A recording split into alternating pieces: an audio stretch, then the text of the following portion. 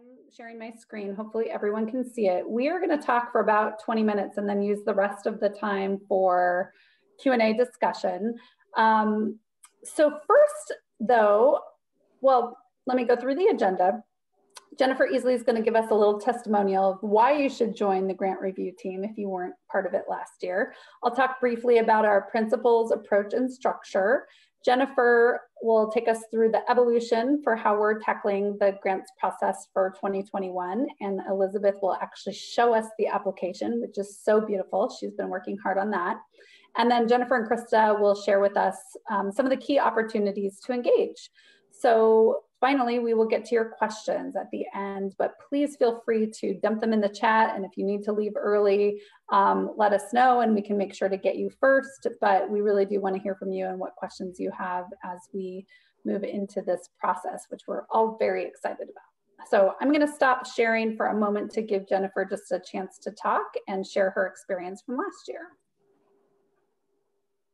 All right. Hello, everybody again. Question is why participate, and I thought about that question and all I could think of is why not. And the reason I say that is because I think that's the heart and soul of what we're trying to accomplish. And for me, I was looking for something where I wasn't just writing a check. I really wanted to understand more and I guess connect the dots a little bit better. And this process really was just so challenging in the best of ways, but also so amazing to work with such great women. I mean, why wouldn't you want to spend more time with these women? And I understand we all have precious time, but this was just such a great use of time. And then certainly the people that we interacted with in the nonprofits, their passion, their inspiration. It was challenging certainly to narrow it down and yet incredibly rewarding. So that's kind of my couple-minute pitch.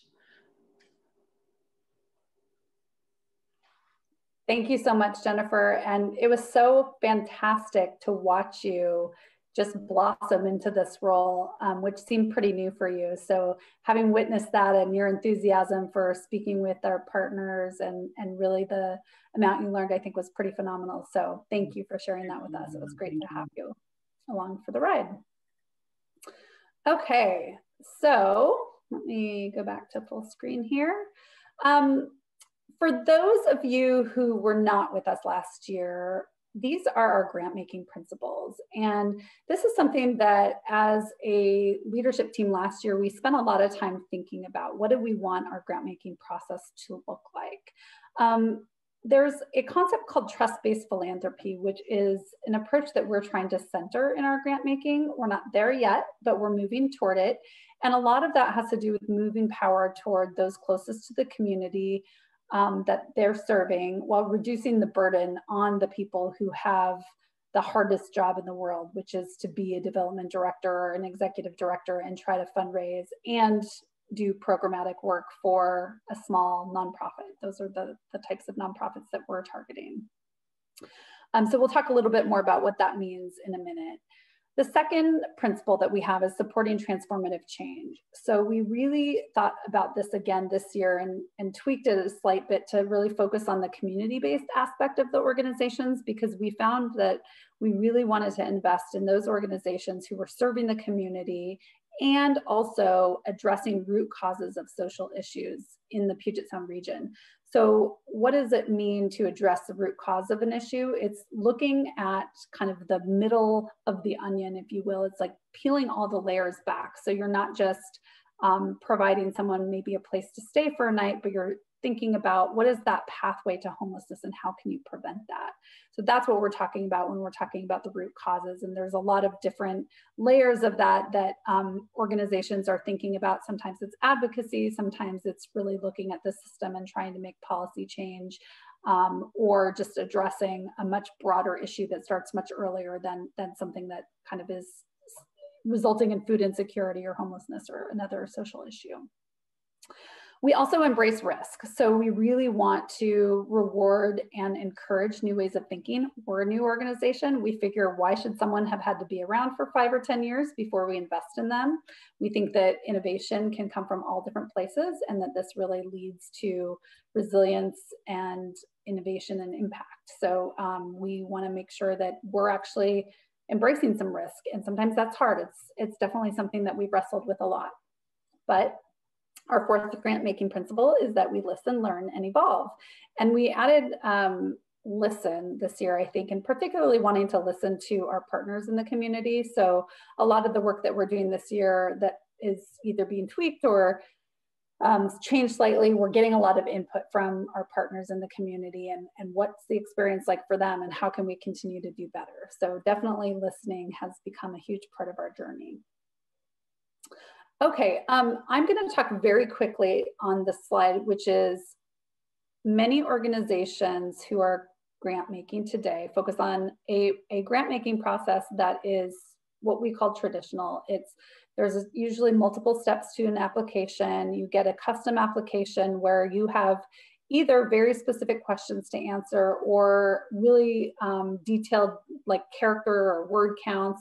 I work at a nonprofit organization internationally called Village Reach.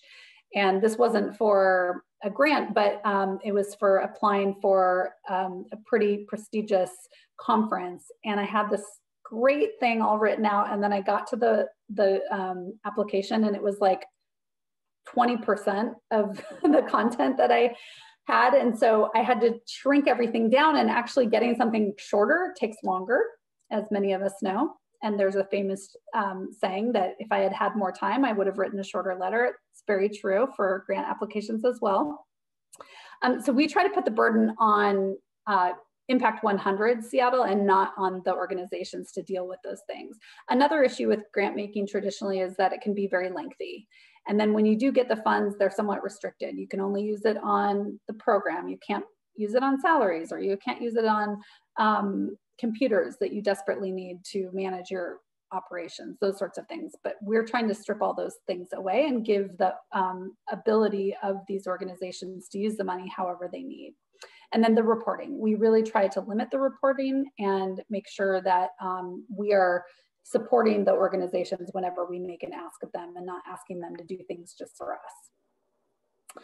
So I talked a lot about kind of our approach, but we have a short, easy to complete application, a quick, intensive application review process, which results in a grant being awarded in 3 months. So you'll know exactly whether you got it or not within that time frame. Whoops, sorry, my computer's like got a mind of its own.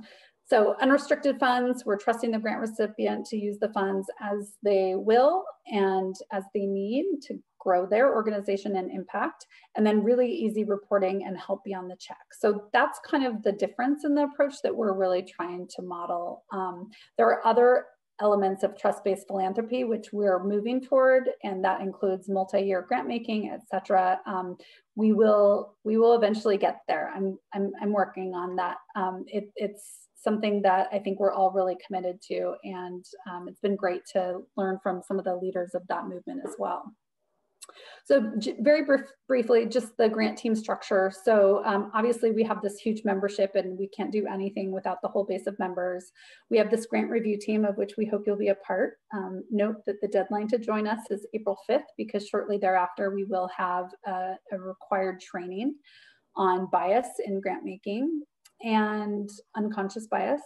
There are multiple committees, which we will be talking about a couple of them at the end of this conversation. And then there's a grant leadership team. And basically we've done most of the work, and now you get to do the hard part next. But I'm the chair. Elizabeth, you'll hear from on the application today. Anna's been working behind the scenes a ton on liaising with not only the leadership of Impact 100, but the communications team overall, and a lot of other partners. So that's been fantastic. Krista stepped up to do the financial review this year, which is a much more integrated process. And then Jennifer Larson really working with all of you who join us on that grant review process. All right, so Jennifer, do you want to take it from here, or would you like me to continue one more slide? Go ahead, I'll hop in when we look back at the past year. All right, sounds good. So this year, we're going to have one large grant given over 1 to 3 years, depending on the organization's needs, with smaller grants for all finalists. So we will not bring anyone to the finalist round without getting some funding. We are going to keep the expedited review period, but provide a little bit more time for reviewers. It did end up being quite a crunch with the number of applications we had last year, and we want to minimize that. We want to more clearly define the grant criteria, and we'll have Elizabeth and Jennifer talk a little bit about how we've done that. We're going to focus on smaller organizations, so less than $2 million in annual revenue. Include fiscally sponsored organizations, which just means that an organization may not have achieved their 501c3 status, but that they do have a 501c3 sponsor. So organizations like that tend to be smaller. They share back office operations with other organizations, and they're often doing amazing work, but and sometimes even extremely well run. But last year we had not made that clear on the application criteria, and it was a regret that we had. So this year we will allow them. We are going to work to define and implement more support for our grantee partners. This is really important. So we're not just going to focus on the finalists, whether that's 2 or 3 or 4. We are really going to work to raise up the organizations that take the time to apply for grants with Impact 100 Seattle. We did a bit of that this year, and that's something that we're looking to expand in the year ahead. So stay tuned for more of that. We won't be covering a lot of it on this call. All right, Jennifer, over to you to talk about our criteria and what we did in the last year and how that's shifted. Perfect. And Melissa, can I actually have the next slide first? Yes, sorry. No worries. Great. So guys, it's so fun to see you all on the call. So many familiar faces and then new ones as well. We thought it would be fun to kind of look back at this past year, remember where we've come from, and then tell you a little bit about what the grant leadership team has been working on to get to where we are now that Melissa just shared as we head into this new year. As she mentioned earlier, we had to expedite our timeline due to COVID. We moved our grant up 5 months. And so, I mean, this was a grant review team that just like took the bull by the horns. It was amazing. We ended up giving out multiple grants instead of one large grant, given the nature of the crisis that nonprofits found themselves in this past year with COVID. Again, that will look different this year. And so we had 68 applications come in. One was put aside. And so we ended up looking at 67, which is what you're seeing in this funnel. And then through a couple rounds, narrowed it down to 5 finalists. And this was with our team of over 15 women who went through this process. And the process in general was pretty good. And I think we've gotten it a lot better for this year too, which we're excited about. But in general, I mean, it just, as Jennifer was sharing earlier, it felt like a group just asking great questions, approaching it open-mindedly and with a lot of curiosity, and allowing these organizations that we were honored to get to work with really help to guide and shape this process and what we're stepping into this next year. So we're excited to use feedback that they had, and you know, as we think about how we approach 2021. All right, thanks, Melissa. Next slide, please. So we use the principles that Melissa shared earlier on completely inform what we've chosen for our criteria that organizations need to meet in order to receive a grant. This criteria then helps to shape every single application question that we've really carefully put on the application, and Elizabeth will speak to those. So I wanted to quickly go through the criteria because it's really important to understand, like, this is the heart of what this grant is about. And I thought it would be fun to just quickly give an example from an organization this last year that received a grant for why they match with that criteria. Again, all 5 matched with all 5 of these. They have to, but just to kind of crystallize what this looks like in action. So first, organizations that work with underserved populations. The Somali Family Safety Task Force was a great example of this. They focus on and are a Muslim community who have fled war-torn areas. So a very underserved population. Second, organizations that seek to reduce inequities that exist in the communities they serve. East African Community Services was a great example of this. And they have programs working to create conditions where East African refugee families can thrive. And they do this through youth education, mentorship, and other programs like that. Our third criteria is organizations striving to address the root causes of the problem, not just the symptoms. This is, again, like peeling back the onion, like Melissa talked about, getting at the heart of it. So those striving for transformative change. And we really wrestled around with this one because transformative change can be kind of a soft word. And so we've really tried to hone in on what does that mean and, you know, what are those root causes? And community passageways was an easy example here of their goal is to disrupt the school to prison pipeline with community-based intervention by working in every single part of the issue. So whether it's the legal part, the school part, gangs, family, they're really going at what is the root cause of the school to prison pipeline. Let's see, our fourth based criteria is community-based organizations. So those created by and run by the people from the communities they serve. Para los Niños is 98% of their board, teachers, staff are people of color, and the majority is Latino women. So a great example of that. And then lastly, organizations with a leadership and board that reflect this community. So not an organization that is run by others that don't actually identify with the community that is being served. And so a great example here is Young Women Empowered, whose co-director is Afro-Caribbean immigrant with decades of social justice and community leadership experience, and whose board reserves 2 seats always for 2 alumni of their program to be sure that they always have the voice of the community present as a part of their program. So those are the 5 criteria that we're really pressing into. And again, Melissa, or you'll hear from Elizabeth how then our application questions are derived from those. Okay, so real quickly, year one, the major takeaways that we took away from this past year that we're excited to apply to the second year. Unrestricted funds are critical. We want to trust the organizations we're giving them to. An expedited timeline is good, but we also have to be realistic of your all's ability to review the number of applications that come in.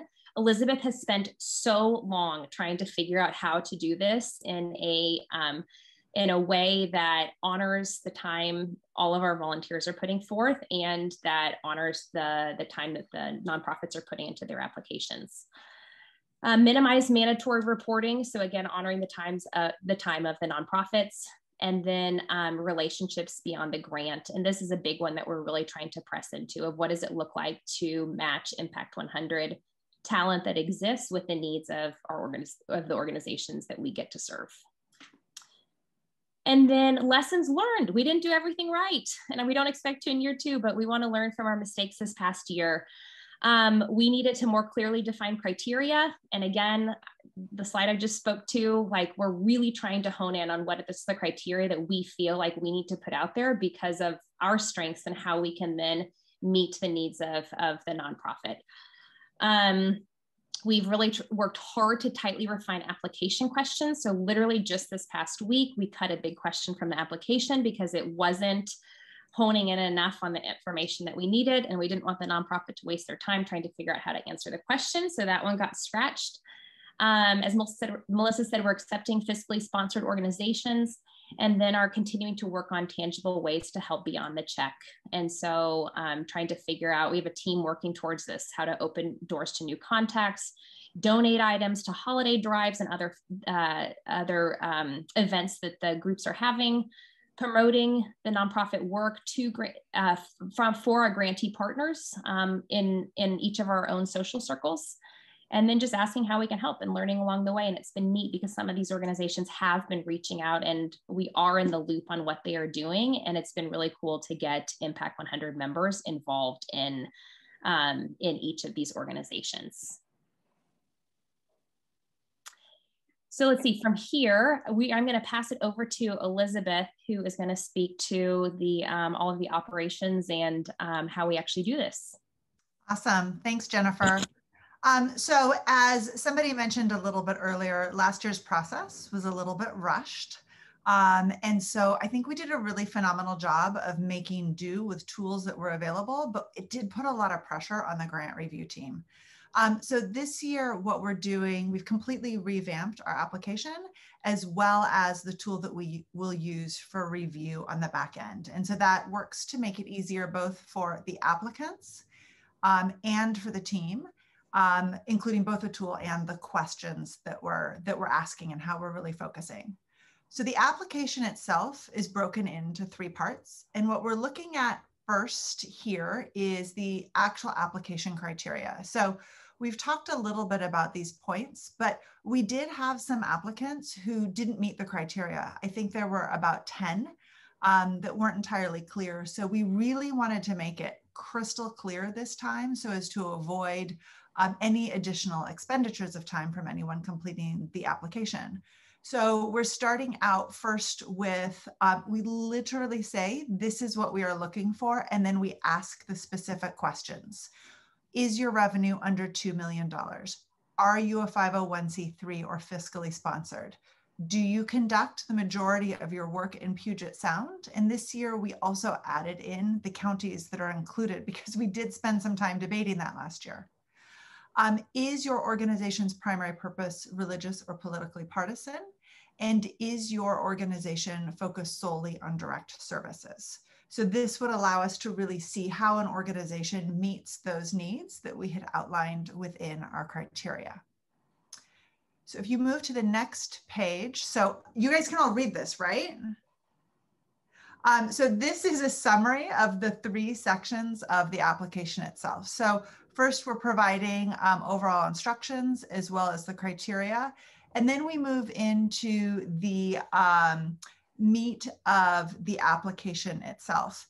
And I want to be clear, while the application is here as a web form, we actually have a printable version that you can grab in order to prepare. So when you sit down to enter it, you have everything all pulled together in one place.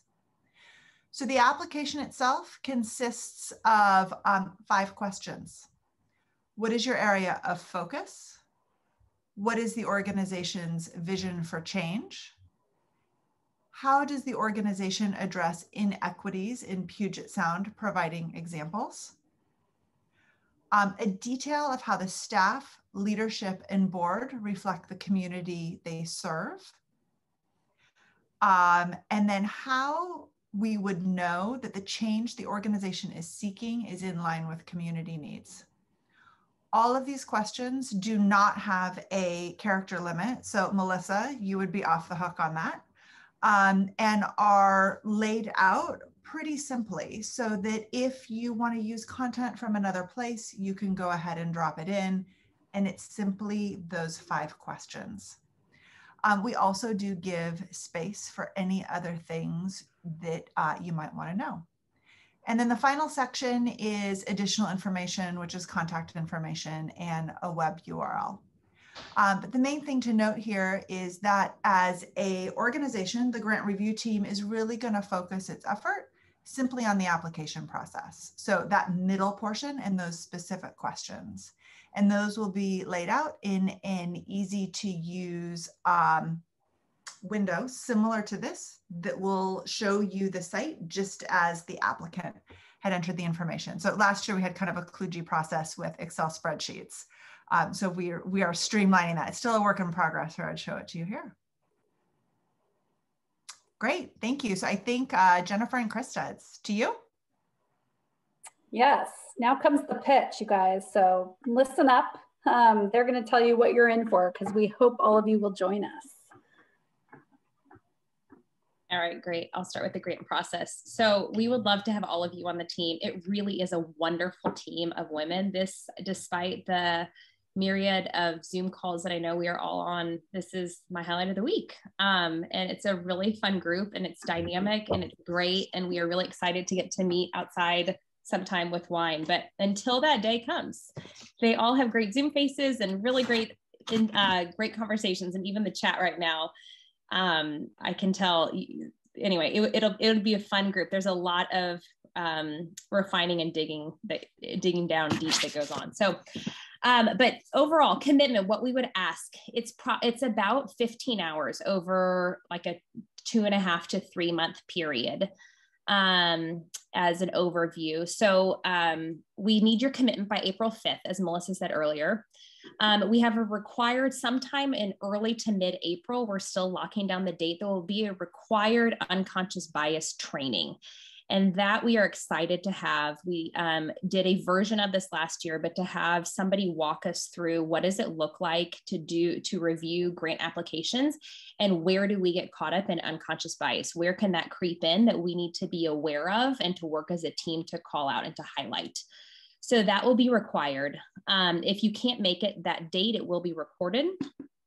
And then everybody will receive what Elizabeth had mentioned, their application sheet that they go through and read all the applications. And you can do that on your own time. You'll be given a week to do that. And then everything is submitted to Elizabeth, and she'll do the analysis from there. And then we'll have our semifinalist selection meeting, which is a really fun process. It's really meaningful. On May 3rd, and then again the finalist on June 7th, and we will work as a team using both the different electronic tools that Elizabeth has put together, as well as some conversation to help with that process. And then at the end, towards the annual meeting, as we near that, we will be looking for volunteers to both create a profile on each of our finalists that will go in front of all of our members for the vote. As well as do interviews with the finalist nonprofits. So to get some of this in their words and to really get to hear the heart behind their organization. So we would love for you to join. If you have a ton of grant application review experience, we want you. If you have never seen a grant application before, we want you to. We need people all across the board. All questions are welcome. And anyways, hope that you'll consider joining us. How can you say no after that pitch? That's right. And watch out, Krista's even coming behind me.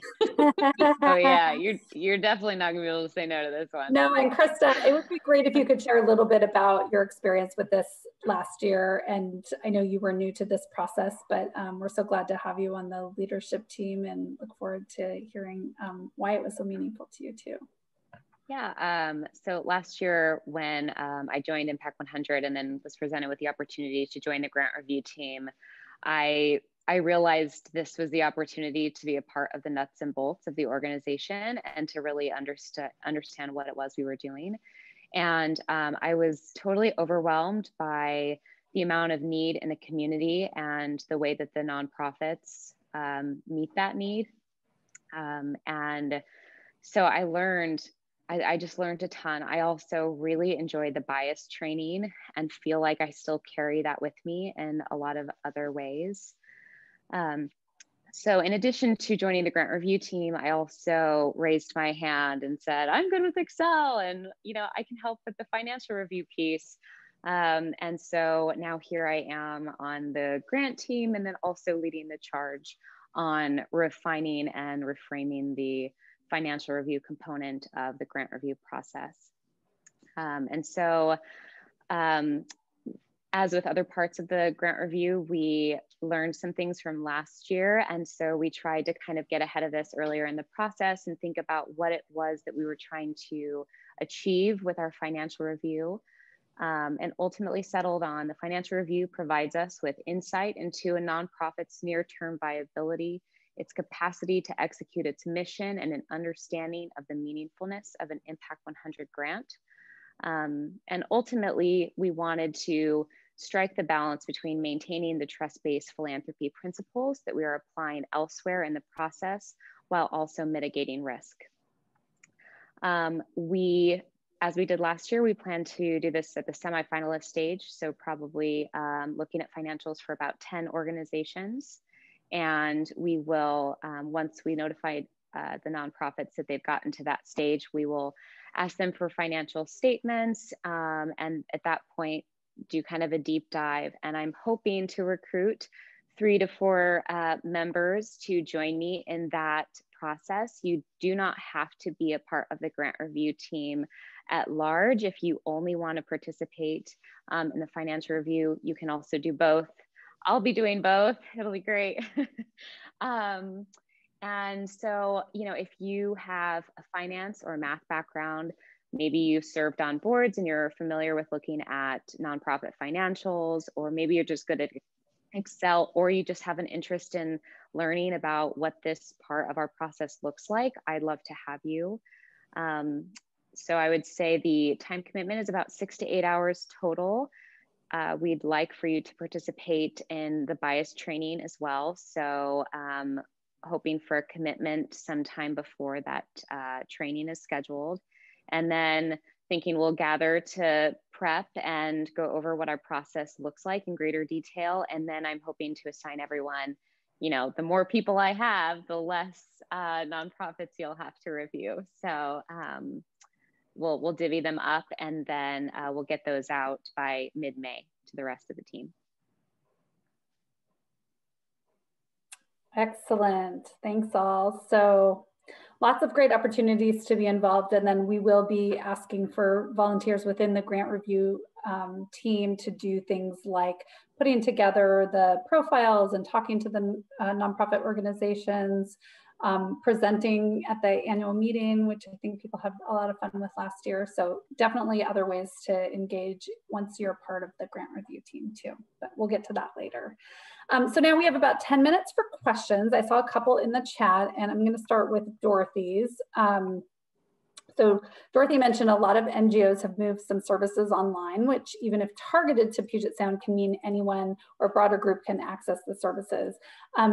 We actually changed it from all last year to majority of services, and we, if the target is Puget Sound, it doesn't matter if they're hitting elsewhere. I totally agree with you. How many of us are taking, you know, classes or participating in webinars across the country now because we can. I think it works beautifully. So I think that won't limit anyone's ability. It is majority of services. So if an organization is based here and they're mostly targeting this area, that's what we're looking for. Let's see, then there was a follow-up question. Is there a rubric that defines majority, primarily, and solely? No, but we can add that to our Q&A. I think that would be a good thing to add. Well, and I believe, Melissa, that came up while we were going through the actual application process. So I know as we think about how to evaluate each of those sections, in addition to the bias training, there'll also be a discussion about how to think about each question, of course, with full autonomy on your end. And then part of the analysis that happens in between is if we find really disparate points of view, then we open those for more discussion.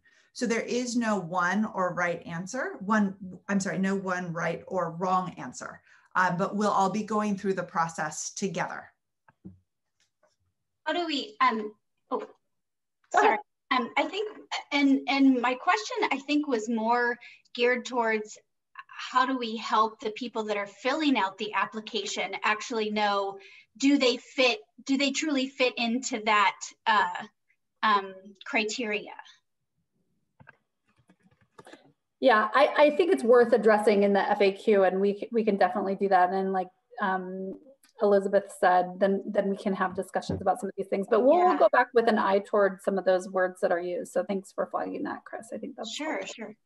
And actually this year we are going to have an optional Q&A session for the applicants.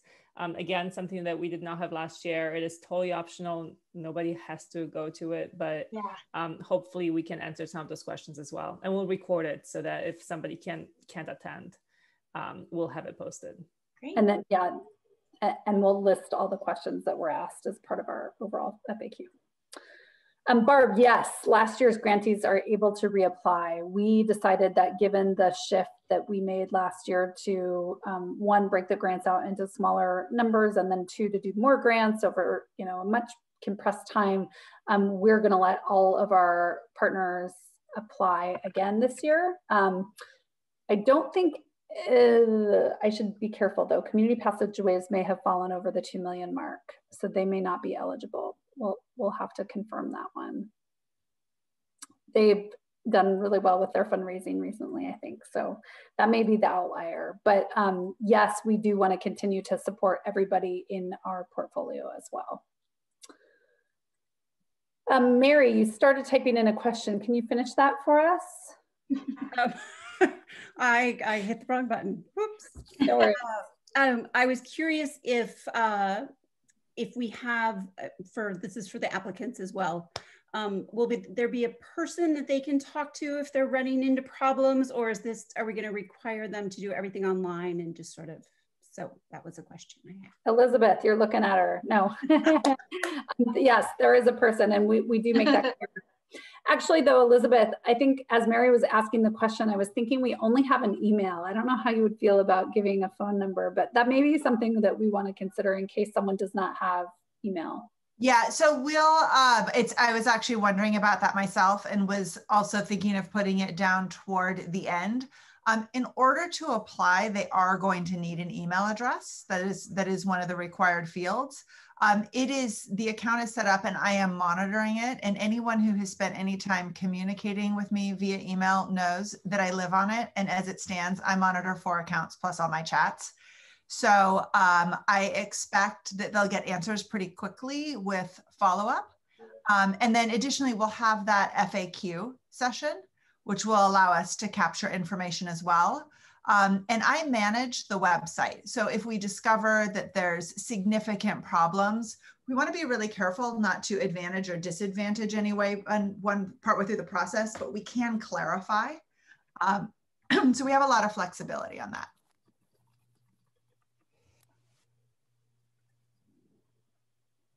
Excellent.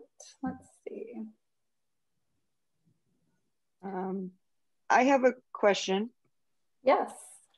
What is the main way that we either recruiting people to apply the nonprofits, or how are they finding us?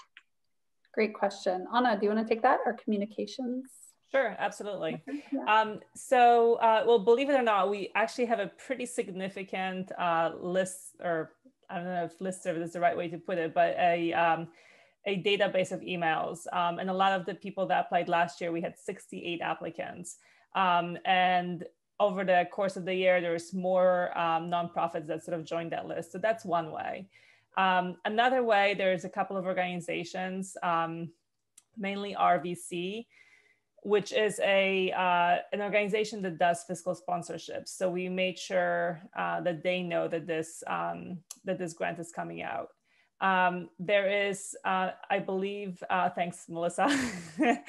I believe that there is an email coming out maybe this week or next week, where we'll be announcing that we have the grants, that the applications will be posted soon to all of our members as well. So, I mean, we are, as always, relying on our membership to get the word out there as well. And then, through social media, we're pretty active in all of the channels, and we'll definitely be posting there as well. And if you have other ways that you feel we should be reaching out there, please let us know. One of the things that we sort of want to be careful about is we definitely want to find the organizations that are sort of flying below the radar. At the same time, we don't want to have hundreds of applicants, because it's just a waste of time for them. I mean, for us, it's a burden, but for them, it's a waste of time. So, we're definitely trying to sort of walk a fine line between, advertising the message out into the whole wide world and sort of trying to be a little bit more targeted. Great, thank you.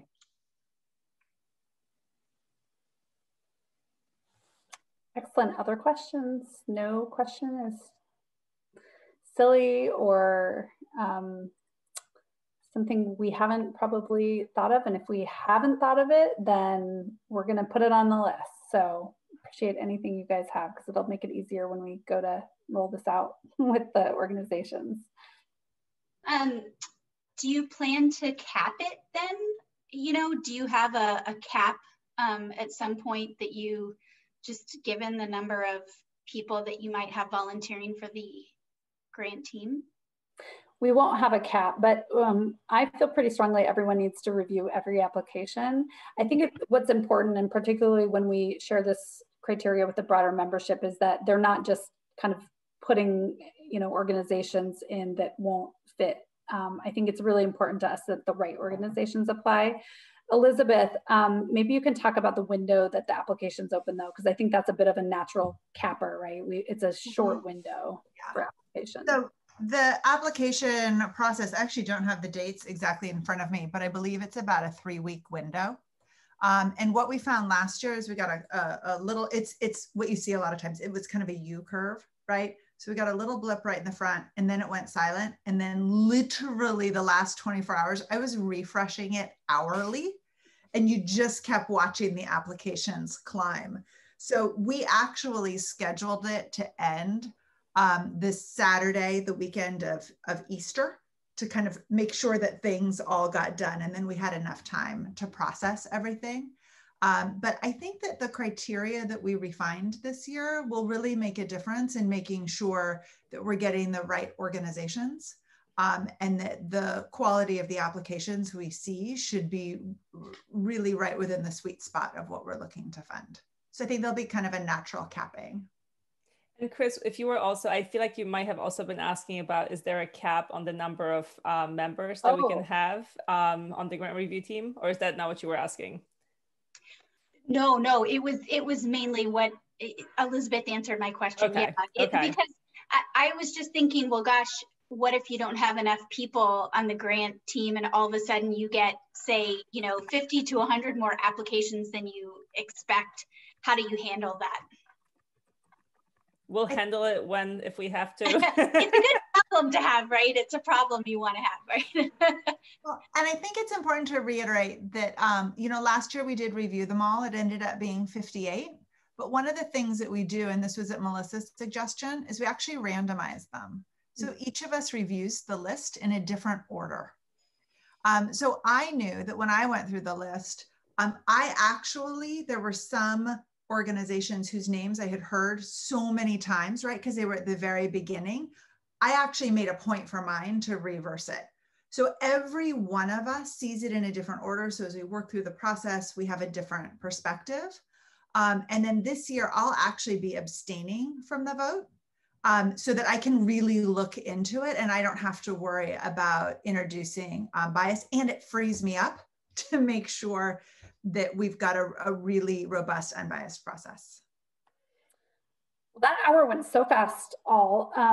I know everyone has many things to get to, including bedtime, but wanted to say thank you so much for showing up, for being interested, and we really do hope you'll join us on this journey, whether you participated last year or not. Anna, I can't remember, where is the sign up? I didn't add a slide on that at the end, but how do people let us know they want to be on the team? Thanks, Chris. I think that the easiest way would probably be to email grants@impact100seattle.org. And I will put that in here. And I did in the chat earlier put, oops, not Impact 10, Impact 100.